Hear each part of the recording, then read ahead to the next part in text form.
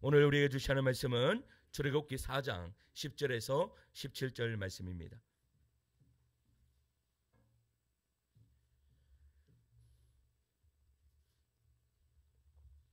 출애굽기 4장 10절에서 17절 말씀까지 제가 한 절 읽고 성도님들 한 절 읽고 교독하도록 하겠습니다. 제가 먼저 읽습니다. 모세가 여호와께 아뢰되 오 주여 나는 본래 말을 잘하지 못하는 자니이다. 주께서 주의 종에게 명령하신 후에도 역시 그러하니 나는 입이 뻣뻣하고 혀가 둔한 자니이다.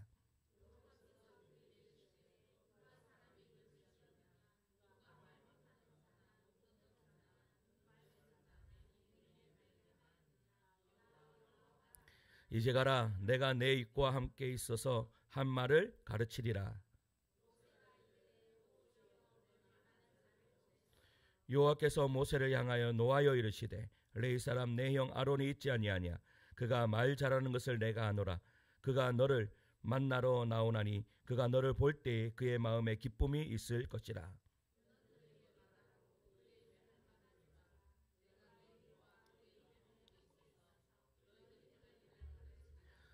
그가 너를 대신하여 백성에게 말할 것이니 그가 내 입을 대신할 것이요 너는 그에게 하나님같이 되리라.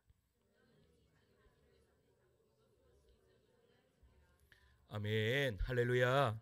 예수만 사랑구만. 아멘 하시겠습니다. 우리 좌우에 계신 분에게 이렇게 인사할까요? 건강하세요. 이렇게 인사하겠습니다. 건강하세요. 또 이렇게 한 번 더 합시다. 아프지 마세요. 이렇게 합시다. 요즘에 감기가 독감이 또 유행이라 합니다. 그래서 감기 조심하시고요. 또 마스크를 쓰실 땐 또 마스크 쓰시고 또 이 추운 날씨가 지나가면 좀 더 나아지지 않겠습니까? 우리 모든 성도들이 건강을 유의하셔서 또 하나님을 예배하는 그 현장에 하나님 빠지지 않게 해달라고 내 건강 지켜주셔서 이렇게 기도할 수 있는 우리 성도님 되시기를 소망합니다. 어떤 학생이 있었어요. 어떤 학생이요. 그는 이제 공부를 해야 하는 것도 알고 또 부모님이 기대하고 계시는 것도 알았습니다. 그래서 부모님이 얘야 공부를 해야지 라고 그렇게 이야기하면 이 아들은 항상 이렇게 이야기했습니다. 내일부터 진짜 열심히 할게요. 이렇게 이야기하는 거예요. 아니 그래도 좀 해야지 라고 이야기하니까 조금만 더 놀다가 시작할게요 라고 그렇게 이야기를 했습니다. 여러분 이 학생 이제 시험이 당장 앞인데 시험 어떻게 쳤을까요? 시험을 완전히 망쳐버리고 말았습니다. 여러분 계속해서 핑계를 대며 미루다 결국 시험을 망치는 그런 결과가 온다라는 것이죠. 우리의 신앙생활에도 비슷한 태도를 보일 때가 있습니다. 우리가 여러분 기도해야 하는 것 모르는 사람 있습니까? 없습니까? 나는 기도하는 거 모른다. 손들어 아무도 없잖아요. 또 말씀을 읽어야 한다라는 것 모르는 사람 있습니까? 없습니까? 아무도 없습니다. 그런데 우리가 내일부터 새벽 기도하자. 또 내일부터 성경을 읽자라고 한다면 그 내일이요. 내일은 또 내일이 되고 또 내일이 또 내일이 되면 우리의 신앙에는요. 성장이 없을 수뿐이 없습니다. 그래서 핑계를 계속 대다 보면 결국은요. 순종까지 미루게 되는 그러한 결과. 그래서 우리의 신앙이 약해지고 만다라는 것이죠. 하나님께서요. 내일이 아니라 언제 순종하라고 말씀하시는 거예요? 오늘 순종해라. 지금 순종해라. 핑계만 계속 만들지 말고 순종은 결단이 필요하다라고 우리에게 말씀하고 계시는 것입니다. 오늘은 이 핑계와 순종의 기로에 선 한 사람이 나옵니다. 그 사람은 바로 모세라는 사람입니다. 이 모세라는 사람은 젊은 시절에 이 정의감과 의여심이 불타는 그런 사람이었습니다. 이 부당하게 억압받고 착취당하는 동족의 상을 이 이집트 왕자로서 모른 채 하지 않았고 결국 개인적인 안위와 행복을 포기하고 이 이집트를 떠나 미디안 광야에서 도피자이자 나그네처럼 살았습니다. 미디안 광야에서 양치기로 40년을 살다 보니까요. 매일의 지루하고 건태롭고 고단한 일상 속에서 이 소소한 행복을 찾는 노인이 되어버렸습니다. 때론 이집트에 학대받고 있는 동족들이 생각이 났을까요? 나지 않았을까요? 가끔씩 생각이 났을 것입니다. 남의 일처럼 생각이 들 수도 있었을 거예요. 그런데 또 기도도 한 번씩 했을 수도 있을 것입니다. 그런데 자기의 힘으로 내가 지금 양치기 하는 이 나그네의 이 힘으로는 그들을 어떻게 해요? 출애굽시킬 수 있는 능력은 나에게 없다. 그래서 내가 할 수 있는 것은 아무것도 없다라고 생각했을 것입니다. 그렇게 모세는요 40년 동안의 광야 생활을 통해 이 자존감이 낮아질 대로 낮아진 것이죠. 그런 상황에서 하나님은 누구를 찾아오셨어요? 그런 낮아질 대로 낮아진 모세를 찾아오셨습니다. 그러고는 바로에게 가서 이집트로부터 이스라엘 백성을 해방시키라 라고 그렇게 명령하시는 거예요. 어떻게 보면 정말 밑도 끝도 없는 말씀이죠. 모세는 하나님의 말씀에 자신의 길을 의심할 수도 있었을 것입니다. 아니면 내가 뭐에 홀렸나? 우리는 그런 생각 안 해요. 우리가 살다 보면요 어떤 일이 벌어지면 나에게 어떻게 해요? 감당하지 못하는 그런 이 좋은 일이 벌어졌을 때 내가 어디에 홀렸나? 막 이런 생각을 할 수도 있을 겁니다. 근데 모세가 그랬을 수도 있어요. 그는 40년 동안 이집트 왕궁에서 살았기에 이집트 왕들이요 얼마나 잔인하고 또 이집트 군대가 얼마나 강력한 그런 군대인가도요 이 모세는 알고 있었다라는 거예요. 이름 없는 양치기 주제에 바로와 맞선다라는 것은 말도 되지 않는 그런 소리였죠. 게다가 그는요 40년 전 동족으로부터 뼈아픈 배신을 겪은 그러한 모세였다라는 거예요. 그래서 모세는 하나님의 부르심을 피할 구실을 찾아 2번이나 핑계를 댑니다. 저 안 됩니다. 안 됩니다 라고요. 하나님은 그때마다 내가 너와 함께 하겠다. 내가 곧 하나님이다 라고 말씀하시면서 모세가 할 일을 계속해서 말씀해 주셨다라는 거예요. 오늘 본문은 하나님의 부르심 앞에 2번이나 핑계되었던 모세, 그 모세에게요 계속해서 말씀하시는 하나님. 그래서 핑계와 순종 사이에서 갈등하는 모습에서요 우리의 모습은 어떠한지를 한번 살펴보고자 합니다. 그래서 첫째는요 한번 따라할까요? 우리의 마음은 핑계 공장이다. 다시 한번 따라할까요? 우리의 마음은 핑계 공장이다. 여러분 핑계 공장이 아닙니까? 맞습니까? 아닙니까? 모세는요 점점 코너에 몰리고 있는 자신을 발견합니다. 그래서 세 번째 하나님께 이렇게 말씀합니다. 출애굽기 4장 1절 말씀을 함께 읽겠습니다. 시작. 모세가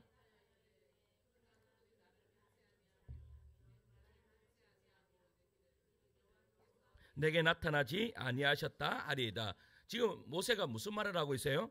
하나님이 보내셨으니 갔는데 그들이 뭐요? 내 말을 듣지 않으면 어떻게 합니까? 라고 지금 하나님께 어떻게 해요? 핑계를 대고 있는 거예요.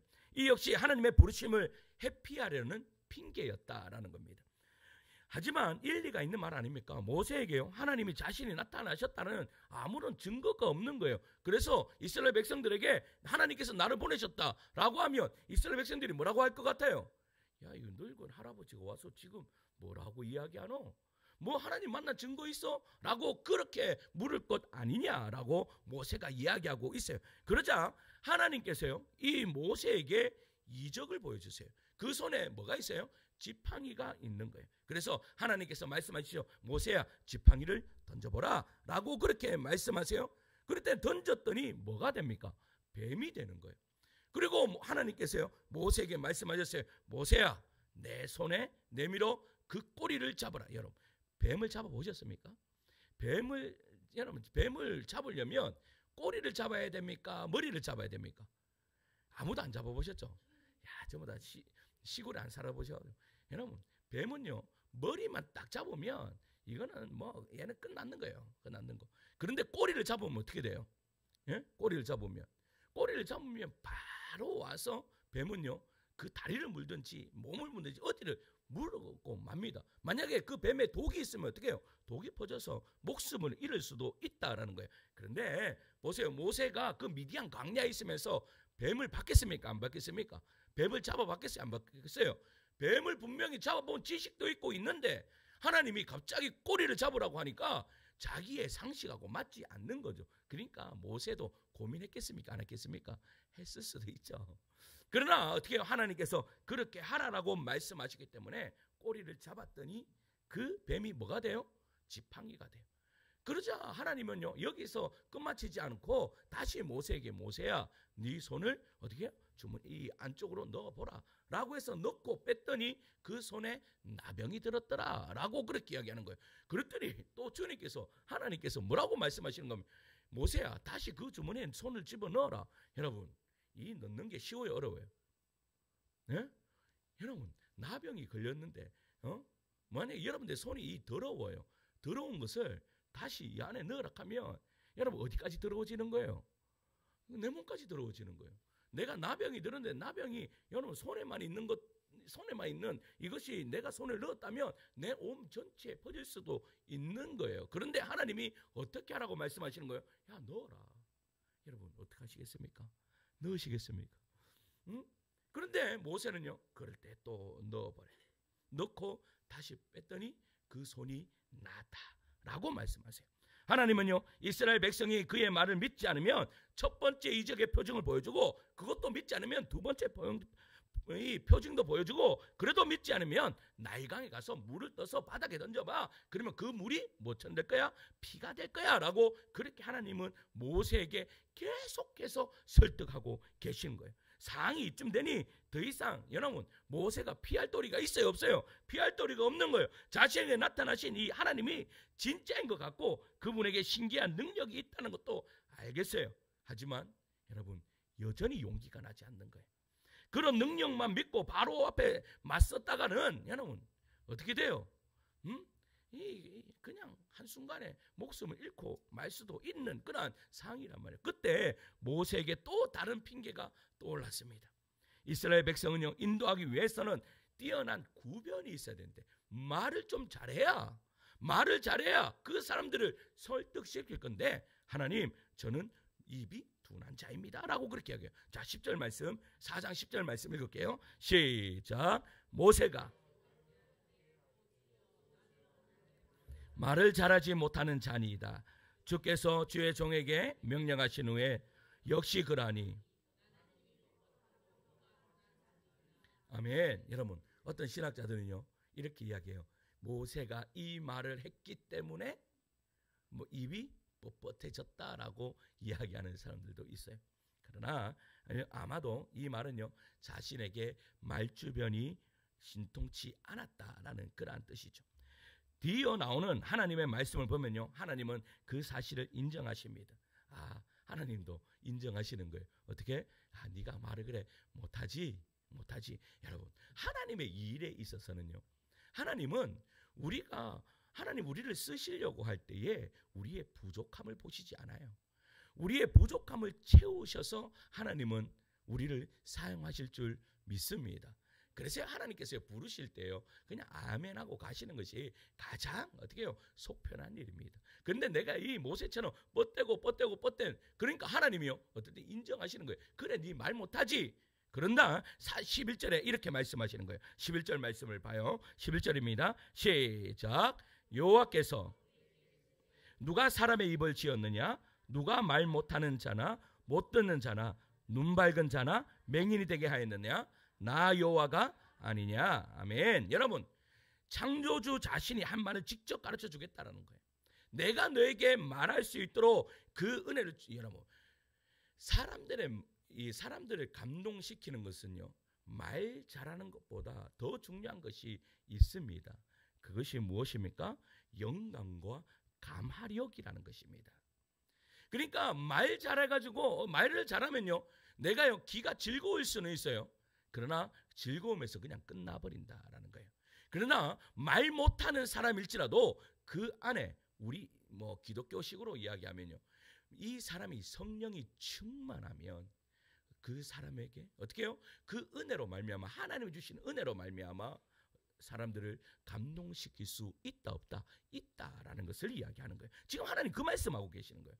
그래서요 할 말을 잃은 모세는요 더 이상 물러설 곳이 없음을 깨닫습니다. 꼼짝달싹할 수 없음을 정도로 궁지에 몰린 거예요. 그제서야 모세의 본심이 13절에 나옵니다. 본심이에요. 13절입니다. 읽습니다. 시작. 모세가 이르되 뭐라고 이야기해요? 이것은 아무리 생각해도 자신은 도저히 안 되겠다는 말이. 나는 안 됩니다 하나님. 내가 어떻게 갑니까? 라고 이야기하고 있는 거예요. 모세는 이스라엘 역사상요 가장 위대한 인물입니다.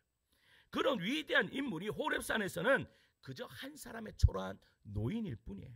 이집트에서 노예 생활하는 이스라엘 백성을 해방시키라는 하나님의 부르심을 받고는 거듭 핑계를 대면서 회피하다가요, 이제 마지막에는 이제 우리식으로 이야기하면 뭐 하는 거예요? 배째라. 하나님 저 배째십시오. 도저히 못합니다 라고 그렇게 거부하고 있는 거예요. 여러분 어떻습니까? 이 모세 좀 친근감이 가지 않습니까? 여러분들하고 좀 비슷하지 않아요? 저하고 좀 비슷하지 않아요? 우리들도 날마다 핑계대는 모습이 우리의 모습 아닙니까? 하나님 앞에서요, 이런저런 핑계를 대면서 하나님의 부르심을 회피하려는 모세의 몸부림에서요, 우리는 우리 자신을 볼 수 있다라는 사실입니다. 모세 같은 위대한 사람도요, 어떻게 해요? 하나님 앞에 뭐 해요? 지금 핑계를 댈 수 있어요. 우리들도 마찬가지입니다. 우리들도 여러분 하나님 앞에서 핑계 댈 수 있습니다. 하나님 앞에서 하나님 이거는 잘 못하겠습니다, 안 됩니다 라고 이야기할 수 있습니다. 그런데 중요한 것은요, 이 본문에서 모세를 부르시는 하나님의 부르심이 지금 하나님의 종이 되는 부르심만을 이야기하는 것이 아니에요. 그러니까 지금 우리를 부르고 계세요. 우리를 부르시고 계세요. 믿으십니까? 그런데 여기서 우리를 부르신다라면, 예전에 우리가 청소년 때 보면요, 하나님께서 여러분들을 부르시고 계십니다 라고 하면 모두 목회자되든지 선교사되든지 둘 중에 하나의 부르심이라고 생각해요. 그러나 여러분, 모세를 부르시고 계시는 이 하나님의 부르심은요, 어떤 부르심인 줄 아세요? 내가 상처를 준 사람을 용서하라는 부르심일 수도 있어요. 우리 마음을 그래서는 안 될 여러 가지 이유를 만들어내서, 여러분 이 핑계, 어떻게 저 사람을 용서합니까? 어떻게 저 사람은, 하나님 저 사람은 조금 혼날 정도로 조금 혼나 있어야 됩니다. 그래 제가 아직 조금 있다가 용서할게요 라고 하는 그러한 핑계를 댈 때 하나님, 아니야 그래도 용서해야지. 여러분 이러한 부르심이 바로 이 본문에서 우리가 적용할 수 있는 그러한 말씀이라는 것입니다. 누군가를 도와주라는 부르심이 느낄 때 우리 마음은요, 이기심과 인색함을 포장하면서 핑계를 댈 때가 있습니다. 많은 사람들이 하나님이 자신의 사적인 행복을 지켜주는 수호자로 알아요. 여러분, 내가 어떻게 기도했을 때 이거 기도에 응답하시는 그 하나님으로만 알고 있어요. 근데 그건 하나님이 아니에요. 여러분, 우리 인생의 주인이 내가 아니라 우리 인생의 주인은 하나님이심을 믿으시기를 소망합니다. 하나님이 내 삶의 주인이세요. 그러므로 우리가 하나님을 인격적으로 만나게 되면요, 그분은 우리를 새로운 삶으로 불러내십니다.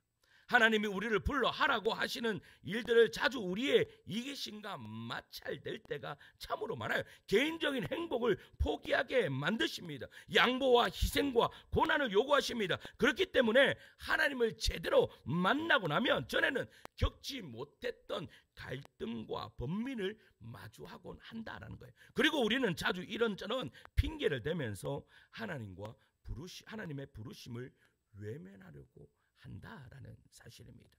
예전에요, 제가 제자훈련을 하는데요, 어떤 지사님이 저한테 이렇게 이야기하는 거예요. 목사님, 하나님의 뜻을 분별하는 것이 너무나 어렵다라는 그런 이야기를 하시는 거예요. 하나님의 뜻이 무엇인지 분별하면 얼마나 좋겠습니까? 라고 그렇게 이야기하는 거예요. 그러던 중에요, 아무 말 없던 어떤 지사님이요, 가만히 계시더니 이렇게 이야기해요. 무슨 이야기를, 지금 기억을 더듬으면 이렇게 이야기하시는 것 같아요. 여러분은 하나님의 뜻을 분별하지 못해서 문제인가요? 저는 하나님의 뜻이 무엇인지 분명한데 그 뜻에 순종하지 못해서 문제입니다라고요. 그러니까 순간순간 하나님이 저에게 기대하고 요구하시는 것이 너무나 분명해요. 그런데 저의 이기심이 저로 하여금 그 뜻에 순종하지 못하게 만들어요. 그래서 무척 힘들어요 라고 하는 거예요. 여러분, 그 말에 모두가 침묵이 흘렀습니다. 침묵이 흐른 이유가 뭘까요? 여러분, 하나님의 뜻을 분별하지 못하는 게 아닙니다. 하나님의 뜻을 깨달아 알지 못하는 것이 아닙니다. 하나님은요, 언제나 우리에게요, 양심이라는 것을 주셔서 그 양심을 통하여서 올바른 선택을 하게 하십니다. 그러면 양심으로 내가 올바른 선택을 못했다. 그러면 뭐가 기준이 있어요? 하나님의 말씀이 기준이 있어서 이 말씀으로 여러분 어떻게 해요? 하나님의 뜻을 우리에게 분명하게 보여주셨다라는 사실입니다. 그러니까 여러분 우리가 하나님의 뜻을 분별하지 못하는 것이 아니라 뭐예요? 하나님의 뜻은 분명한데 그 뜻에 순종하지 않고 핑계를 대고 있는 우리의 모습이지 않느냐라는 것을 이 지사님이 이야기하고 있는 거예요. 그러니까요 그 말이 맞거든. 그러니까요 주위가 뭐 조용해지는 거예요. 여러분 칼빈이요 이런 말을 했어요. 우리 마음은 우상을 만들어내는 공장이다라고 했어요. 뭐요? 뭐를 만들어내는 공장이라고요? 우상을 만들어내는 공장이다. 그러니까 우리가 한 주에 살면서도요 얼마나 많은 우상을 내 안에서 만들어내는지 모릅니다. 그래서요 팀켈러라는 목사님은 무슨 책을 지었는가 하면 내가 만든 신이라는 책을 지었어요. 그것이 무슨 말이래요? 우리 안에서 날마다 내가 하나님보다 더 소중하게 여기는 것들을 만들어낸다라는 말이죠. 그래서요 이 말을 빗대어서 어떤 목사님은요 이렇게 이야기합니다. 우리 마음은 핑계를 만드는 공장이다라고 이야기했어요. 그래서 우리 첫돼지가 우리 마음은 핑계 공장입니다라고 제가 지었거든요. 여러분 우리는 얼마나 우리 마음 안에 여러분 핑계거리를 만듭니까? 하나님 이래서 안 되고요, 하나님 저래서 안 되고요, 이래서 안 됩니다 라고 그렇게 핑계를 댑니다. 그러므로 우리는 호렙산에서 모세가 하나님과 나눈 대화를 통해 우리 자신의 모습을 정확하게 봐야 됩니다. 하나님의 뜻을 모르는 게 아니라 우리는 지금 핑계대고 있는 것입니다. 나는 현재 하나님의 부르심 앞에 어떠한 핑계를 대고 계십니까? 아니면 순종하고 계십니까? 우리 모든 성도님들이 핑계를 넘어 여러분 순종의 자리에 있는 주의 성도들 되기를 간절히 축원합니다. 여러분 핑계 공장이 어떻게 그러면 순종의 공장으로 바뀔 수 있을까요? 둘째는요 한번 따라할까요? 하나님 품에 있을 때가 참 좋다. 다시 한번 따라합니다. 하나님 품에 있을 때가 참 좋다. 여러분 하나님과 모세의 대화를 읽으면서요 위로받고 용기를 얻는 이유가 또 하나 있습니다. 모세의 거듭된 핑계와 회피에도 불구하고 하나님의 반응 때문입니다. 하나님은요 우리의 중심을 보시는 분이십니다. 모세가 핑계를 대고 있다는 사실은 여러분 하나님이 알까요 모를까요? 알죠. 여러분 우리가 핑계를 대보세요. 그러면 하나님이 아실까요 모르실까요? 하나님은요 우리의 속속들이 모든 것을 다 알고 계시는 거예요. 그런데 핑계 댈 때 여러분 하나님이요 그 핑계를 어떻게 해요? 들어주실 때가 있어요. 그냥 속아 주시는 거예요. 우리도 자녀들 보세요. 자녀들이요 이 핑계 저 핑계 한번 이렇게 돼요. 그러면요 그것이 귀여워서요 그래 알겠어 라고 하면서 픽 웃으면서요 그것을 받아줄 때가 있어요. 우리 하나님이 그러시다라는 거예요. 성질 급한 사람이라면 여러분 만약에 하나님이 이러한 넉넉한 품이 아니라면 만약에 모세에게 이렇게 이야기했는데 모세가 하나님 저 배 째세요 라고 하면 여러분 어떻게 하시겠습니까? 그냥 배 째고 말지. 모세 니 아니면 할 사람 없냐? 라고 하며 다른 사람을 찾으셨을 겁니다. 다른 사람에게 떨기나무에서 나타나셔서 니가 가라 라고 그렇게 하셨을 거예요. 그런데요 우리 하나님은 그렇게 하지 않으신다는 거예요. 왜 그렇게 해요? 하나님의 품은 넉넉하기 때문입니다. 우리가 하나님에 대해 가지고 있던 고정관념과는 다소 차이가 있습니다. 아니 차이가 크죠. 왜냐? 많은 사람들이 하나님을 털끝만큼도 여유가 없는 엄격하고 철저하고 냉엄한 분으로 생각하기 때문입니다. 그래서요 여러분 이게 이제 모태신앙인들은 더 커요. 그래서 주일날 내가 빠지면 길 가다가 돌에 넘어지죠.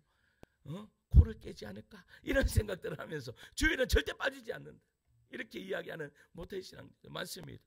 여러분 그러나 급한 일이 있고 있으면 빠지라는 말이 아닙니다. 빠져도 하나님은요 우리를 긍휼히 여기십니다. 하나님을요 너무나 작은 하나님으로 만들지 마세요. 여러분 예수님이 말씀하신 달란트 비유를 보세요. 어떤 사람이요 여행을 떠나면서 자신의 종에게 3명의 종에게 한 사람은 5달란트, 한 사람은 2달란트, 한 사람은 1달란트를 맡겨 있었어요. 그런데 5달란트와 2달란트 받은 자들이 열심히 일해서 어떻게 해요? 2배를 남겼어요. 그런데 1달란트 받은 사람은요 어떻게 해요? 그 1달란트를 가서 땅에 묻고 주인이 올 때까지 기다렸다라는 거예요. 주인이 왔어요. 그리고 5달란트, 2달란트는 10달란트를 가져가고 4달란트를 가져갔어요. 이 1달란트 받은 자는 1달란트를 가지고 갔어요. 그러면서 이렇게 말합니다. 마태복음 25장 24절에서 25절인데 같이 읽을게요. 시작. 1달란트 받았던 자는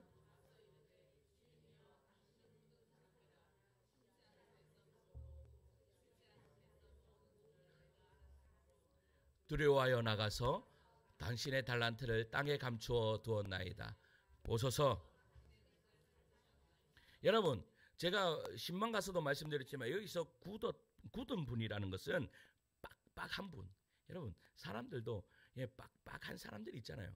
저는 빡빡하지 않는데 이렇게 빡빡한 분들이 있어요. 용서 없고 빈틈없는 분이라는 뜻이에요. 그래서 메시지 성경은 이 구절을 이렇게 번역합니다. 주인님, 제가 알기로 당신은 기준이 높고 실수하는 것을 싫어하며 최선을 요구하고 잘못을 용납하지 않는 분입니다. 저는 당신을 실망시킬까봐 두려웠습니다. 라고 그렇게 번역하고 있습니다. 무슨 말이에요? 이 1달란트 받은 사람은 여러분 당시에 유대인들을 가리키는 거예요. 여러분 유대인들이 하나님을 생각했을 때 여러분 하나님은 1.1핵도 뭐요? 용서함이 없는 분이라고 알았어요. 그래서 여러분 유대인들의 그 율법이 얼마나 많은 줄 아세요? 근데 유대인들의 율법은 그 율법을 자기들의 나름대로 율법을 올려서 율법을 더 많이 만들어 버렸는 거예요. 왜 그런 줄 아세요? 하나님이 말씀하시는 율법은 이 정도예요. 이 정도?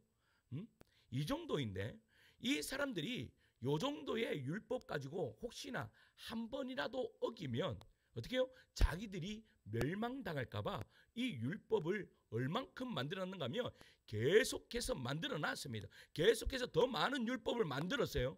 그러니까 여러분 이렇게 많은 율법을 만들어 놓으니까 혹시나 요 죄를 지어요. 요쯤에 하나님의 율법은 요만해요. 율법은 요 정도 이야기하셨는데 이 사람들이 율법을 이 정도로 많이 만들어 놓고 여기에 요 죄를 지어요. 그러면 무슨 말이에요 지금? 하나님 앞에서는 죄를 지은 거예요? 안 지은 거예요? 짓지 않은 거죠. 그래서 어떻게 하는 거예요? 율법을 더 많이 하면서 하나님 앞에 죄를 짓지 않고 온갖 발버둥을 쳤던 사람들이 유대인들이에요. 그러면 이 유대인들에게 있어서 하나님은 어떤 분이에요? 빡빡한 분이에요. 절대 용서가 없는 그런 분이라는 거예요.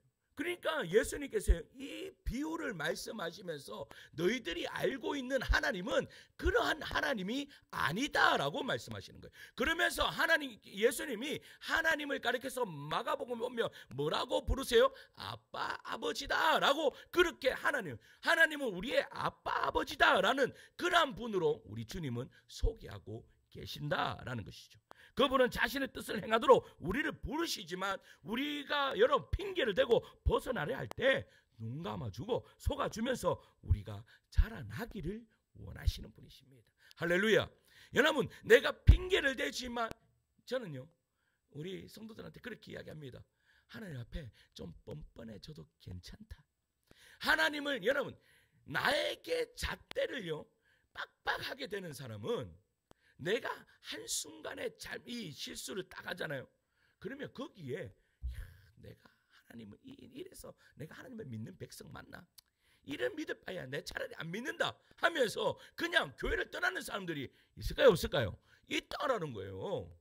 그런데 하나님 그런 하나님 아니다. 여러분 실수했습니까? 죄를 지었습니까? 하나님 앞에 와서 하나님 저 용서해 주세요 라고 하면 하나님께서 아니 나는 너를 용서할 수 없어 라고 하면서 내치는 하나님이십니까? 그렇지 않다라는 거예요. 여러분 우리는요 여러분 언제 죄와 핑계에서 자유로울 수 있겠어요? 여러분, 우리가 언제 죄와 핑계에서 자유로울 수 있겠습니까? 천국 가야 됩니다. 이 땅에서는 여러분 죄를 가지고 있는 그러한 사람들이기 때문에 죄성의 한계가 있다라는 거예요. 그래서 때로 하나님의 부르심 앞에서 주저하고 번민하고 핑계대고 회피하려 합니다. 하지만 하나님은요, 우리의 연약함을 아실까요, 모르실까요? 알죠. 그 말씀이요, 히브리서 4장 15절입니다. 함께 읽을게요. 히브리서 4장 15절 읽습니다. 시작. 우리에게 있는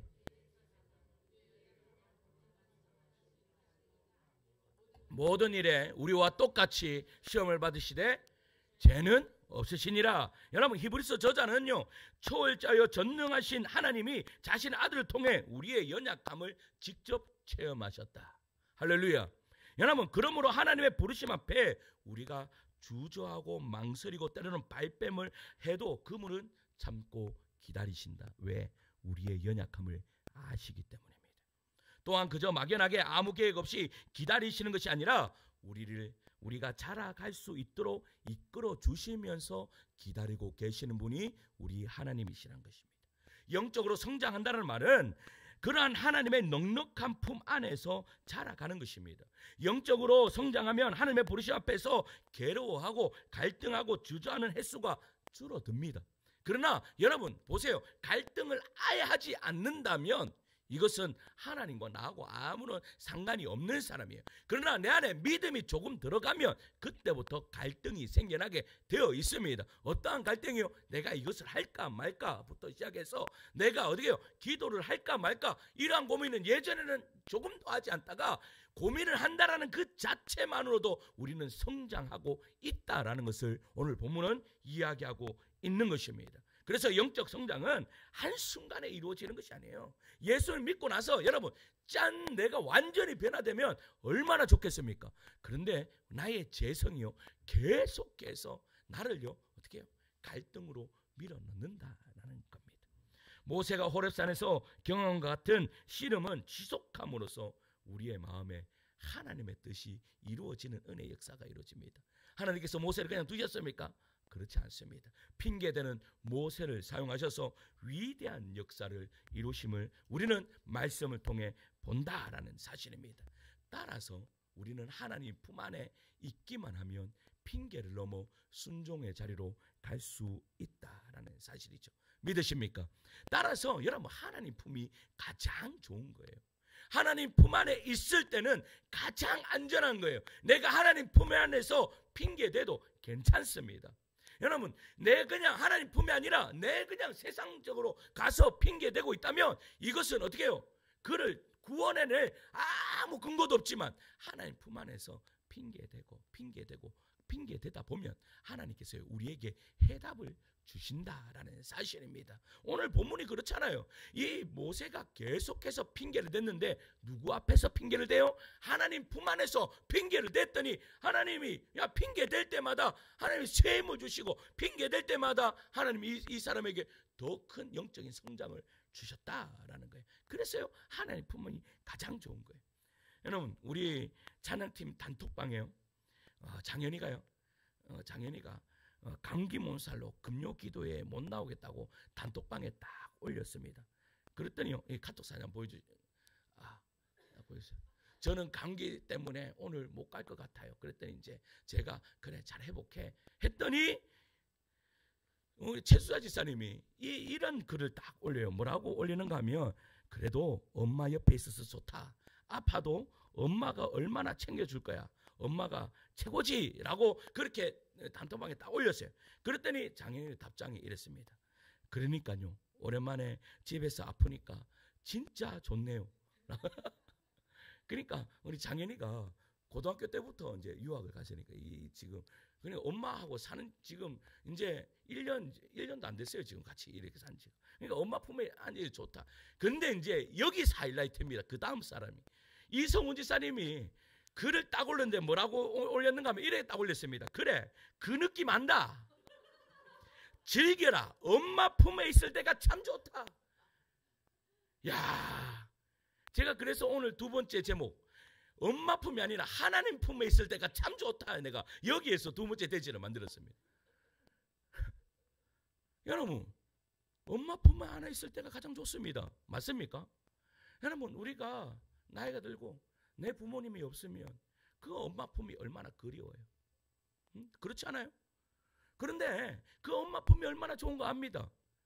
그런데요, 우리는 태초에 하나님 품에 있었던 자인 것을 믿으시기 소망합니다. 하나님 품에 있을 때가 우리가 가장 행복한 거예요. 가장 편안한 거예요. 하나님 품 안에 앉아 있을 때가 내가 아무리 핑계를 대도 가장 안전할 때예요. 무슨 말인가 알겠어요? 여러분, 마귀 사탄 앞에서 핑계를 대보세요. 그 핑계는요, 마귀 사탄 앞에서 핑계를 댈 때 그 핑계는 더 큰 핑계를 만들고 그 핑계에서 우리의 영혼을 완전히 죽여버리는 그런 결과까지 나가요. 나만 죽어요? 아니에요. 여러분, 마귀 사탄 앞에서 핑계를 대보세요. 그것은 나만 죽는 것이 아니라 공동체가 죽어요. 나아가서는요, 옆에 있는 모든 사람들이 다 죽어요. 그러나 하나님 품 안에서 핑계 대보세요. 하나님은요, 그 핑계를 승화시켜서 우리의 신앙을 성장시키는 은혜의 역사가 이루어질 줄 믿습니다. 할렐루야. 여러분, 옆에 계시는 분들에게 이렇게 이야기합시다. 하나님 품이 가장 좋습니다. 이렇게 인사합시다. 하나님 품이 참 좋습니다. 여러분, 하나님 품이 참 좋습니다. 말씀 맺겠습니다. 예수 그리스도를 주님으로 영접한 사람이라면요, 주님과 동행하기 위해 매일 힘쓰는 사람입니다. 성령께서 그 사람의 마음 안에 거하셔서 역사하십니다. 그래서 사도 바울이요, 빌립보서 2장 13절에 이렇게 이야기해요. 앞에 보고 읽을까요? 시작. 너희 안에서 행하시는 이는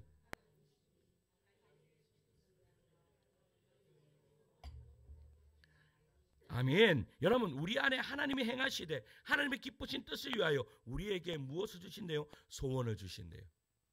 무슨 말입니까? 믿음으로 살기를 힘쓰는 사람이라면 끊임없이 하나님의 부르심을 따른다라는 거예요. 우리에게 부르심이 계속 있는 거예요. 너 이렇게 살아라. 계속 부르심이 있는 거예요. 이렇게 해라 라고 계속 부르심이 있는 거예요. 왜? 성령이 내 안에 계셔서 우리를 선한 하나님의 뜻대로, 하나님의 자녀로 우리를 어떻게 해요? 빚어나가시기 위해서 우리에게 그런 계속 부르심이 있다라는 거예요.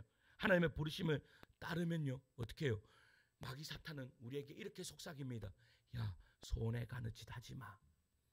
손해 가는 짓 하지 마. 너 뭐 교회에서 그거 섬기려고 해. 뭐 너 일을 열심히 해갖고 돈 잘 먹고 이 땅에서 잘 먹고 잘 살아야지 라고 그렇게 이야기해요. 너 손해 가는 짓 하지 마 라고 이야기해요. 그러니 하나님의 부르심과 이기적 욕심 사이에 매일 매 순간 갈등이 일어날 수뿐이 없죠. 그래서 우리는 자주 하나님의 뜻을 알면서도 이리 핑계 저리 핑계 됩니다. 여러분, 이제부터 여러분 핑계 괜찮습니다. 핑계 대십시오. 그러나 누구 앞에서 대시라고요? 하나님 앞에서 핑계 대십시오. 하나님 앞에 나와 기도하면서 하나님 저 이거 못하겠고 이거 하나님께서 말씀하시는데 이것도 못하겠습니다. 그러면 하나님 품 안에서는 괜찮습니다. 하나님이 뭐라고 말씀하실까요? 그래, 너 잘한다. 자, 보세요. 모세에게 너 말 못해. 모세에게 말 못해 라고 하시니까 하나님이 뭐라고 말씀하십니까? 야, 너 형 말 잘하는 아론을 너에게 붙여줄게. 하나님은요, 하나님 앞에서 핑계대면 하나님 우리의 해결사 되시고 우리의 모든 것들을 어떻게 해요? 승화시키는 더 나은 것으로 인도해 주시는 그런 하나님이실 줄 믿습니다. 여러분, 뭐 선택하실래요? 핑계 대시겠습니까? 순종하시겠습니까? 그런데요, 순종은요 쉽지가 않아요. 그러나 하나님 품 안에 있으면서 핑계댈 때 우리는요 순종의 삶으로 바뀌게 되는 은혜의 역사가 이루어질 줄 믿습니다. 여러분, 하나님 품 안에서 핑계대시고 그 핑계를 넘어 순종의 자리까지 가시는 주의 성도들 되시기를 축원합니다. 이제 우리 함께 찬양할까요? 내 마음의 주를